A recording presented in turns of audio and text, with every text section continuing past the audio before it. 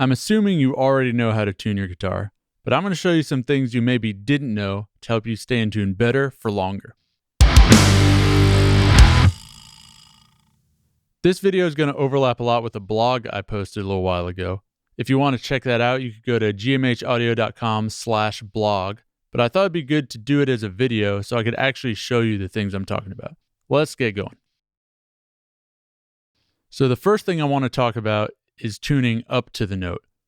You should always tune up to a note from flat rather than down to it from sharp, and you'll have much better tuning stability. This is because when you're tuning down, the string could actually get caught up in the nut or at the bridge, and then when you're playing hard or you do a bend, you'll knock it loose and it'll settle and now it should be flat. Whereas if you tune it up, it'll stay in tune way better. And I could show you exactly what I'm talking about. So I'm going to tune the D string on this guitar. Let's knock it out of tune a little bit. So now I have a flat D. Let's tune that up.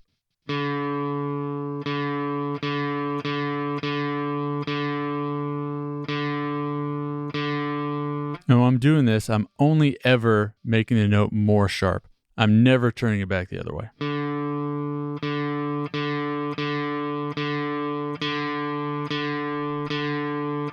There we go, an in-tune string.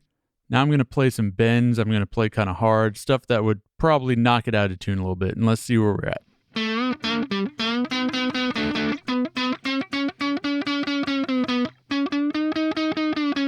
All right, let's check that. It's a tiny, tiny bit flat, but it's still really close.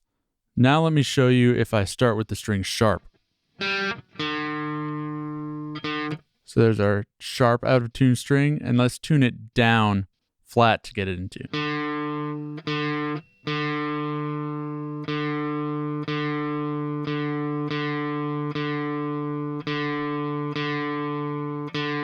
There we go. That seems to be in tune, but let me show you it's actually not going to be stable. So I'm going to play the same kind of thing, bending and picking hard.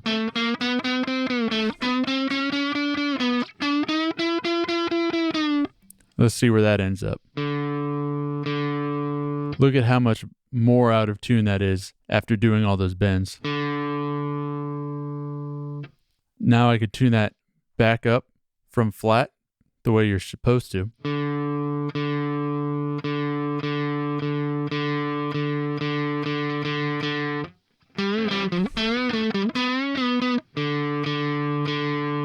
Much, much better. So that's why you always want to tune up from flat. It does make a difference which way you go. Next, I want to talk about intonation. You might know that intonation is how you change not just where the open string is in tune, but make sure all the other frets are in tune too. Usually adjust that on the bridge saddles. You can move them back and forth on the bridge and fine tune the intonation. The classic way to do that is to play a 12th fret harmonic and then fret the 12th fret. And they should both be in tune. I also like to check some of the other frets. I'll usually do the dots, so like 5, 7, 9.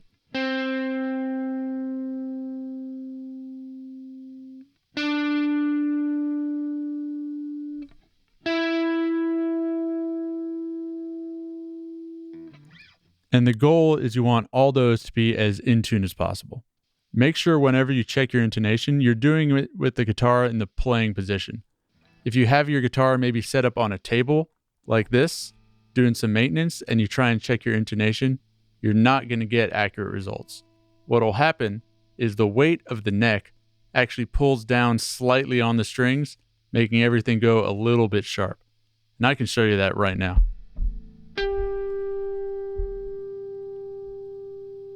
Look at that.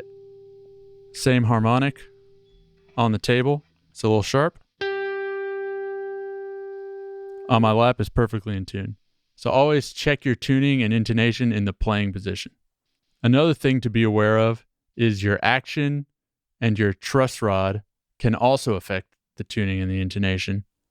And if your action is way too high, when you fret the notes, you'll actually have to push them further down, and that can make everything go sharp. Sometimes, no matter how well you set up your guitar, no matter how good you set the intonation, it will just be impossible to get every note across the fretboard on every string perfectly in tune. And that is okay. That is part of the physics of how guitars just play, and it's annoying, but it's a fact of life. There are some products and different guitar designs meant to relieve this. There's compensated nuts, which slightly change the distance between the open string and the first fret. And there's also true temperament frets, which look all crazy and squiggly. But the reason they're squiggly is so that each fret is set for perfect intonation at each given note. But what if you have a regular guitar that you like to play, that you like the sound of, but you're having some weird intonation problems at certain parts of the neck that's not great for a certain part you're playing? In that case, I would do what I would call tuning to the chord or tuning to the part, whereas you totally ignore what the open string is, and instead just tune to the notes you actually play in any given part. So if I wanted to check the tuning on this chord, which is an E major 9, instead of tuning all the strings, I would actually go to the individual notes that I play in that chord, hold the chord exactly as I would if I was playing it, and check the tuning on those individual notes.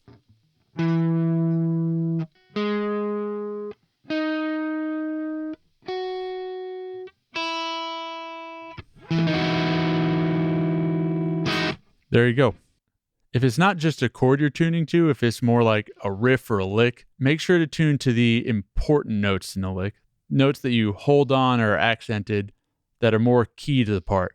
And if kind of passing notes and other fast bits are slightly sharp or flat, if you can't get everything perfect, that's going to be okay. Make sure the important notes in a part are in tune. There you go. There's some tips on guitar tuning. Is this stuff you already knew? Did you learn anything from this? Let me know.